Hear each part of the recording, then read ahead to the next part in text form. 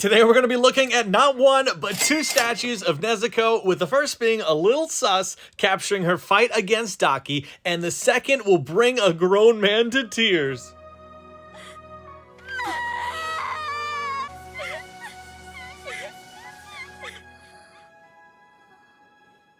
It has been a hot minute since we showcased some Demon Slayer on the channel, but with the end of Season 3, I figured I'd showcase the most recent one that arrived from me. We also have a giveaway in this video, so stay tuned soon for details on how to participate in that. And also, I'm going to need your help to decide what character we should unbox a statue for next at the end of the video. Without delay, let's take a look at this 1/6 scale Nezuko statue made by YOYO Studio. Here is the box for that, and it's the first time we're seeing this studio unboxed on the channel, but not the first time I've seen statues made by this studio. They do amazing work. On the bottom of the base of the statue, you'll find a picture of the statue, also the studio name, and then on the top is more of a rocky theme with that fiery pink effect pieces that are bursting out everywhere. One of the best features about this statue is the LEDs. You can see one of the strips inside here, another over here, and a ton scattered throughout the statue. On the back is also where the AC adapter goes in. And there is how you turn it on and off. And of course, my pug's hair would make it in the video, but as we all know, the effect pieces scattered throughout the base aren't random, right? These are Nezuko's blood demon art ability, where she combusts her blood, allows it to be explosive, and so here's how they brought that to life in the statue. To power the LEDs, we have this adapter here that's gonna go into that AC adapter in the back. Crazy good looking in the dark. They have so many LEDs for a medium-sized statue. Now, to bring the diorama to life on the base, we have this piece. It's kind of taken from one of the houses from the district that they were in. There's a notch where it's going to key into the bottom, some blood on the bottom there, and a notch on the back here where we're going to have a little lamp that keys into that.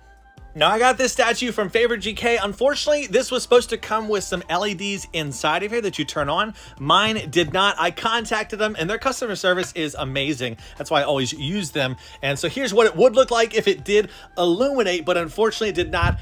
So again, they're going to get me a replacement for that. Thank you so much again. And if you ever do need to grab a statue, always have the links in my description if you do want to grab one. I mentioned before that we're doing a giveaway. To participate, all you need to do is number 1, be subscribed to the channel, and number 2, leave a comment below letting me know who your favorite Hashira is in this series. And what I'm going to do is select a winner randomly in a few weeks and send you a bunch of Demon Slayer minifigures. Not just these 4, but more. For real, thank you, though, to those that do take time to comment, giveaway or not. Really greatly appreciate you doing that. Here's some more pieces for the diorama they're going to be using to kind of make the statue build a little bit further up. And this is one of the main pieces, very artistic looking, but also very gory and bloody looking. Look how that shines and shimmers, how they add like an extra effect to that blood stains that do go on here. Same, you can see on here as well. That's pretty much it for the diorama and base effect pieces. Now we're going to get into Daki's representation on this statue. We have some of the flesh ribbons. They're going to be bursting from the bottom of the base. A lot of hand paint going on here. These are beautifully done. 3 of those will make their way onto the statue, and I love how everything is coming together. You can feel like an impact, a blow that's happening on the bottom of the base. A quick warning, this next section is going to have a little bit of goriness to it, mixed with a lot of skin showing for the character, so you've been told. And there it is. This is half of Daki that's going to be shown on the statue. The bottom part of her outfit was well done. And on here we can see again, there's a little bit of gore and blood spattered on throughout there. There's the front of that and the magnet that's going to connect to the bottom of the base. So in this statue, she is getting completely obliterated. And this is all you're going to see of her with the way that they did position the statue. I guess the rest of her is underneath all of the rubble. Here's some more of those blood art effect pieces. It's crazy. Man, I never forget how she reacted when she saw fire onto her, and then to learn later about her backstory. I won't spoil anything for those that haven't seen it, but fire is definitely a no-no for her. Oh, and on this effect piece is a tiny little notch and magnet where we're going to be putting the mouth guard that Nezuko normally wears, so a tiny little Easter egg they threw in there for when that was taken off. Also included with the statue is this metallic edition size plaque. You can see the number on the bottom for how many units were made. INT stands for international, and this was also included. This is what's called a bust stand. I'm not sure what it says on the bottom, so it can help me. Let me know in the comments what that says. But what this is used for is when statues come with 2 different head sculpts, rather than keeping one in the box and putting one on the statue, you can actually put one on that bust stand. So here is that first head sculpt for her. An amazing paint job done on the head sculpt and hair. We can see it seamlessly transition from black to orange. Also a little of effect on there, kind of makes it shine a little bit.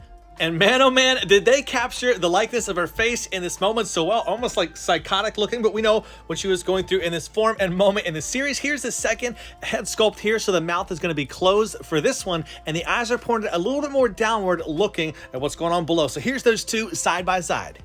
And so you can see what I'm talking about with that bust. Here's what it looks like sticking one of the heads on there. Very nice. Again, that the other head sculpt doesn't need to just sit in the box. You can actually have it as a display item. And here's the main body for her. As you know from the series, she's able to rapidly increase her age, which also increases her power. So she is kind of busting out of the seams with her outfit. That is exactly how it was done in the series. In the beginning, I did mention the statue is a little bit sus, and why so is because they took some artistic liberties to showcase certain areas of the body, like that right there. They also captured the vine-like tattoos that wrap around her body well. You can see some veins also popping out throughout different parts of her leg and arms. Normally, I do not collect statues like this, but because of the nature of the show and how she is wearing a smaller outfit, grows up, becomes a little bit smaller, it just is what it is when it comes to the show and how they represent her in this form. Brutal, savage, but crazy cool looking. You saw the blood that's on the bottom of that foot because it's going right into the back of Daki. They also had her arms and some effect pieces sculpted separately. There are those vine-like tattoos you can see up close. Also, the fingernails were very well done paint-wise. And you might notice that ugly little hole in the outfit. That is where one of those blood art effect pieces are going to key into. And then we have the second arm, which we have to wait to put on because the head has to get on first or the hair would be in the way. Here's the first head sculpt, and I do have to press the chest to get it fully locked in. This is probably not my preferred, while I do like the one with the closed mouth as she's more looking down towards Daki. They really did nail that psycho look on her face because she was so out of control in this moment. We'll dim the lights and take a look and see what the LEDs look like. And there she is. One of the best features of the statue is definitely the LEDs and the fact that it's telling a story, bringing to life a moment in the series. YOYO Studios on the top of my list for Demon Slayer statues for sure. And for the second statue, it's by YOYO Studio, and it brings to life that moment where Tanjiro is singing a lullaby, trying to encourage her to come to her senses, to power back down and become under control. And here is that statue. Very sweet and innocent looking. The way that they brought this to life in the series, it definitely did make me get a little emotional. If we look really close as well, you can see tears actually dripping from her eyes right here. An amazing accent statue that the studio came out with as an option. So definitely something I'll be displaying next to my statue, and such a good idea to have. With Nezuko Showcase, it's your time to decide who is next.